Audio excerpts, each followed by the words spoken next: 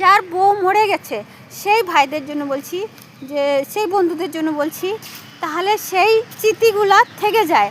তখন ও ধ্যান রাখে, সে মানুষটা বিয়ে করতে চায় না, করেবি না, আর না করাটাই ভালো, বুঝতে পেরেছ?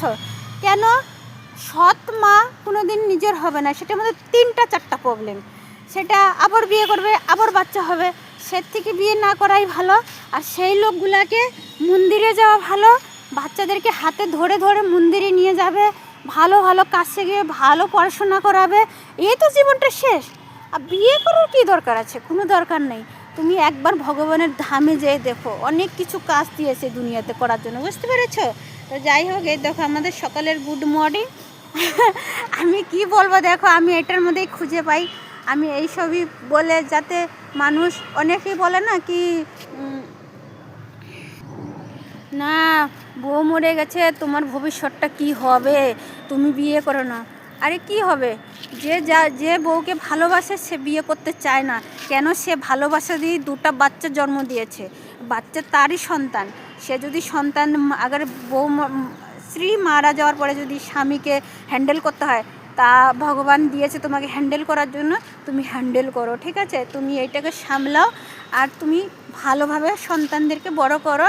আমার হিসাব মতন বিয়ে না করাই ভালো। আর যদি বিয়ে না করেছো ওটা তো খুবই ভালো। কেন জানো? বিয়ে করার পরে না তোমার 3-3টা জীবনের দায়িত্ব হয়ে যাবে। দ্বিতীয় স্ত্রী, তার সন্তান, তোমার আগের সন্তানগুলো তো জলে ভাসবেই। ওর থেকে না করে বরঞ্চ বাচ্চাদেরকে স্কুলে নিয়ে যাও, স্কুল থেকে নিয়ে আসো, একটু ইনকাম করো, ভালো জায়গাতে যাও, তীর্থযাত্রাতে যাও, মন্দিরে যাও, বাচ্চাদেরকে মন্দির, যতটা ফালতু জিনিসে না নিয়ে গিয়ে মন্দিরে নিয়ে যাবে। সেই বাচ্চাগুলো তোমার কোনো দিনও তোমাকে বৃদ্ধা আশ্রমে পাঠাবে না, আমি জানি, এটা বিশ্বাস আছে আমার। তো সেজন্য বলছি বন্ধুরা, এমন করে বলবো আমার ভিডিও অনেক বড় হয়ে যায়। প্লিজ, যদি সত্যি এর মধ্যে অনেকটা আরও সুন্দর কাহিনীটা আমি বলার চেষ্টা করব।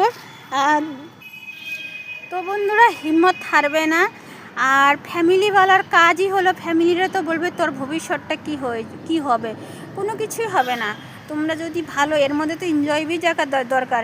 তোমরা কোনো ঠাকুরের ধাম যাও, কালীঘাট যাও, 4 ধাম পুরা করো, বাচ্চাদেরকে মানুষ করো, এইসবের মধ্যে যদি তোমরা চলে যাও না, সত্যিই বলছি তোমাদের আফসোসই হবে না যে তোমাদের লাইফে তোমার স্ত্রী নেই কি স্বামী নেই, বুঝতে পেরেছো?